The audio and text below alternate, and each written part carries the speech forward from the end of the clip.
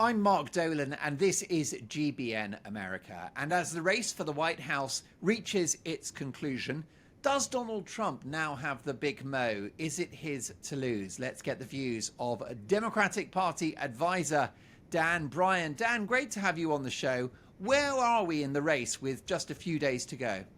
Mark, thanks for having me. This race could not be tighter. We see fluctuations very small from day to day. Good polling day for Kamala Harris, good polling day for Donald Trump. The reality is this, from a macro perspective, it's been tight for a very long time. My guess is it remains tight until Election Day. Donald Trump is tipped to be appearing on the Joe Rogan podcast. It will certainly have a wide audience. Could that move the dial for your opponents? It's a smart way to communicate. Listen, the Kamala Harris campaign has done this as well. You're getting outside the traditional media and you're finding ways to go after your core audiences that aren't just through the traditional news programs, through traditional press conference. You're doing podcasts, you're doing influencers. So Kamala Harris does it as well. It is definitely smart for Donald Trump, especially speaking to that audience of younger white males, which has to, make up a good bulk of his vote. So it's smart. Is it going to move things? I don't know. I don't know how many of that audience already has their minds made up, but it's smart for either campaign to do that. Well, indeed, speaking of either candidate, would you advise Kamala Harris to appear on that same show, given that it's the biggest talk show on the planet right now? Listen, she has been absolutely aggressive about the shows that she's been on. She did an interview recently with Fox News, which was very aggressive, and they hit her hard, and I thought she held her ground well. I don't think there's any show in the country, as long as they are respectful and appropriate, that she shouldn't go on. I think she is fantastic on camera. I think she's got a great message, great agenda. The more she can get that out, the better. That said, would she struggle in Joe Rogan's longer formats? An hour and a half, 2 hours. Wouldn't that leave her exposed? No, I don't think so. I mean, she just did an interview with Howard Stern, which you could say was friendlier, but it was very long format. There were some tough questions in there. I actually think the more people get to know her, the better. And I think that she has, if anything, been hurt by the fact that this has been such a short election cycle for her to introduce herself to voters, get her message out there, show a little bit more of the personal side in addition to the political side. So no, I think the more voters see her, the better. What do you make of Vice President Harris's short speech in which she described Donald Trump as a fascist? Was that a moment where the campaign jumped the shark a little? I think the decision that they have made is that there is a very, very stark difference in this election. After Donald Trump's former chief of staff called him a fascist, let's be very clear, that's who called him a fascist, his former chief of staff. And it got no coverage in the mainstream press. I think the campaign pulled a brilliant job and said, you know what, we are going to get it on the front of every newspaper in the country. And that's what they did. So she didn't call him that. She relayed Donald Trump's former chief of staff calling him that. So either Donald Trump's, the people know him the best, think that of him, or he is the worst at hiring. So I'm not sure which one he would prefer, but that's what comes out of that. However, did it not smack of desperation, Dan? No, I think it smacks of a very smart campaign, running a smart, aggressive, hard-charging campaign. It's exactly what they should be doing. Again, this rate is as tight as a pin right now. You got to be aggressive. You got to be hard-charging. That's what they were doing. I think they were frustrated when they didn't see enough coverage in the mainstream media. And I think the very smart decision they made was, you know what? We're going to ensure that they cover this. What do you hope to see from Kamala Harris in the days to come? Listen, she has such a great agenda. I would love for her to get out there as much as possible, which, by the way, she is doing, and talk about that as much as possible. I talk to people in my real life, not political people, who are talking about her down payment assistance to buy a home, saying that would be a real game changer. People today are talking about her assistance of having Medicare pay for senior care and making that more accessible and easier. These are things that affect real people's lives. So the more that she can get out there and not talk about her policy in a abstract sense, but really talk about it in a way that connects with people, the better. She's doing a little bit of it. Again, it's hard in such a tight campaign, only a few months here, but the more she does of that in these next 2 weeks, the better. Though, Dan, Donald Trump is clearly winning the argument regarding illegal immigration and the porous southern border. Is there any time left for Kamala Harris to address that issue and win back some credibility? I think she needs to speak to it, which she's done at the convention and other places. I think she needs to speak to it. She needs to answer it, and then she needs to pivot to how the Trump administration, let's remember, he likes to say, well, she's been there 3.5 years. Why hasn't she done more? He was there for 4 years, I will remind everyone. And why didn't he do more? So if this illegal immigration illegal problem... immigration was a lot lower when he was president, though, of course. Illegal immigration was an issue then. It's an issue now. He was a failed president. I think she needs to pivot back to talking about his failed presidency, not just on immigration, but on almost any aspect across the political spectrum. So she needs to answer it and then pivot back to his failed presidency.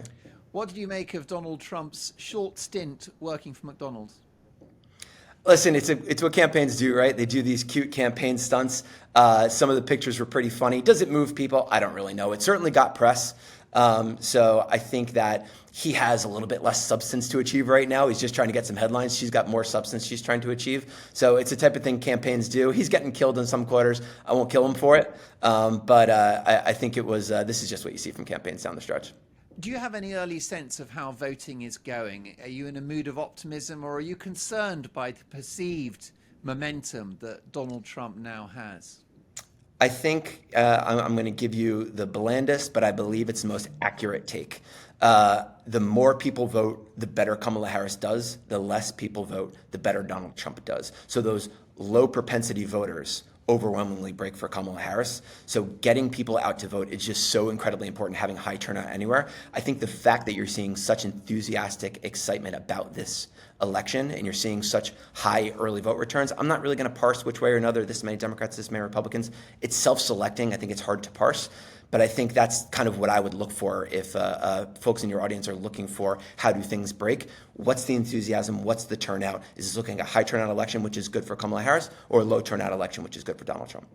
Indeed, whatever happens, Kamala Harris is likely to win the popular vote, but that's not how you get the keys to the White House necessarily, is it?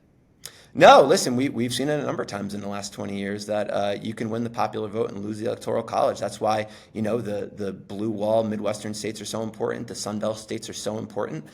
She could absolutely drive up that popular vote in places like New York, California, and New Jersey, where I am right now, but still lose the Electoral College. So it's critical that Michigan, Wisconsin, Pennsylvania all come out to vote, and then, North Carolina, Arizona, Nevada, that you see the trends there. I wouldn't look at all at the popular vote if I were looking at this election from an outside perspective.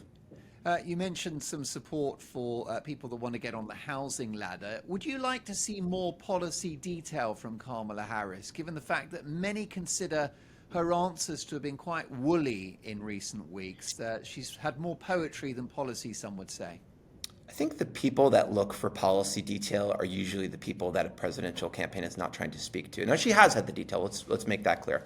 But I think what she is trying to do, and what I and all of our supporters would love to continue to see, is speaking to people about policy in a way that affects their lives, right? So not this abstract, white papers, but saying, hey, I know it's never been harder to buy a home. Here's what I'm going to do to help you. Hey, I know it's never been more expensive to take care of an ailing parent or grandparent with senior care. Here's what I'm going to do to help you. Something that really speaks to people. So if that's policy, right, you could say that that's poetry, but it's something that people understand and connect. The second she puts out these heavy policy papers, or the second people say, oh, she's too detail oriented, this is a bit too dense, do voters get it? So you can't win that argument. You got to speak directly to voters.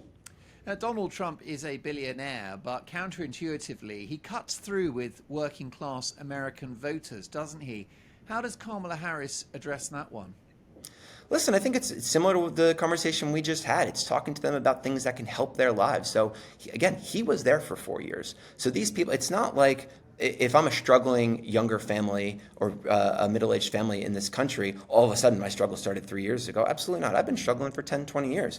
So talking to those folks about the things that affect them and what you can do to help them is the most important thing she could be doing right now. So if you're going into a union hall, going into any place with working class voters, working class families, and you're saying, listen, here's what I'm going to do to help you in a tangible way. He's got the sound bites. He's got the pomp and circumstance. I'm going to help you, and here's how.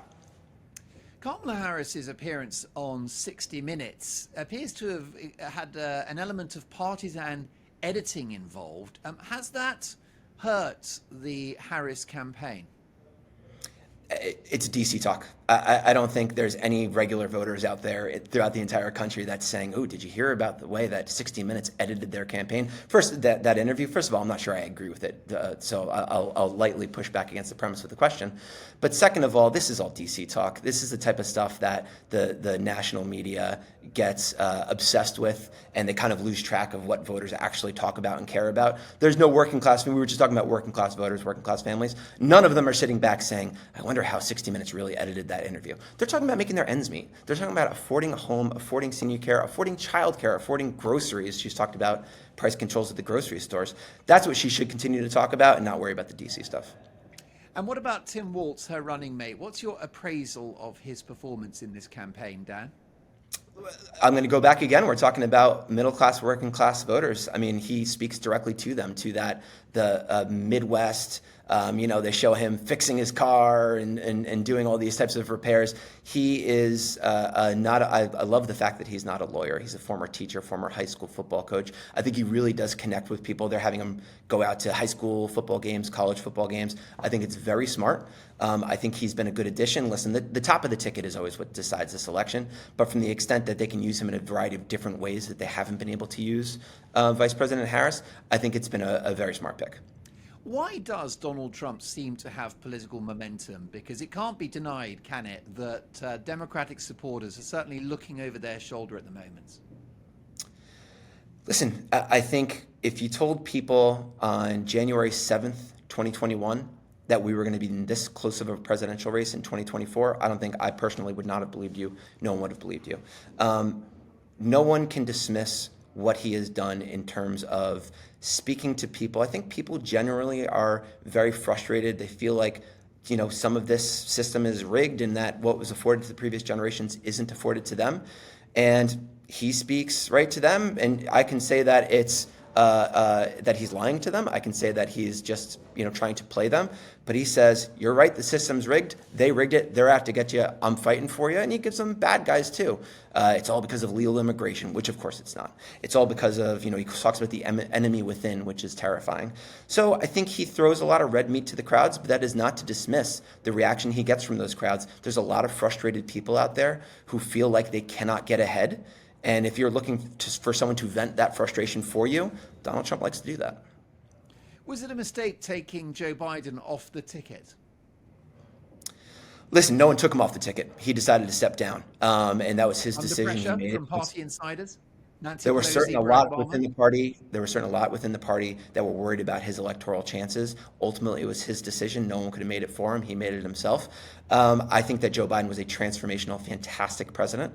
I think that the decision he made put the party in a better electoral position. Kamala Harris immediately did far better in the polls, unfortunately, than the incumbent president Joe Biden was doing.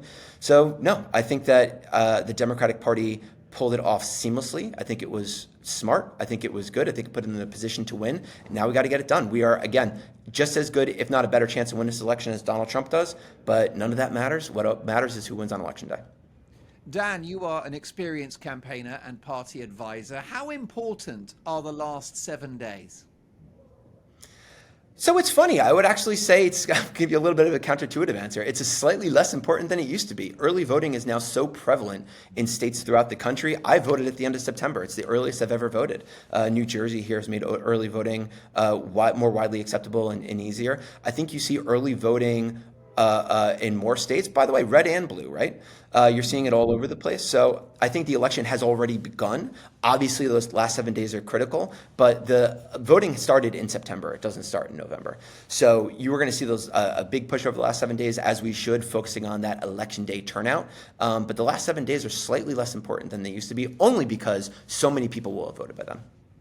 Now, Dan, you're hopeful of a victory for Kamala Harris. What happens if Donald Trump wins? If Donald Trump wins, we go on, we continue the fight, we stand up for him, we stand up for democracy, we stand up for working class families, we stand up for an agenda that really delivers to people, and stand up against him putting corporations and the wealthy first. That's what we do. I think there's a lot of folks concerned about his attacks on democracy. We don't have a choice. We just have to fight back. And where will you be on election night? On election night, we've got some critical races here in New Jersey. One of the most important House races is CD7 here in New Jersey, where it's one of the few real red to blue chances in the House throughout the country. Super excited about it. Sue Altman's a fantastic candidate. I'm going to be with her, but obviously we're all going to be watching the national election very closely as well. Dan, a real treat to have you on the show. Good luck to you in what's going to be a very, very busy few days. My thanks there to former Democrat, no, I shouldn't say that, current Democratic Party advisor, Dan Bryan, political broadcaster as well. And thank you for watching this video. I am Mark Dolan. For more content of this nature, head to gbnews.com/America, and I'll see you next time.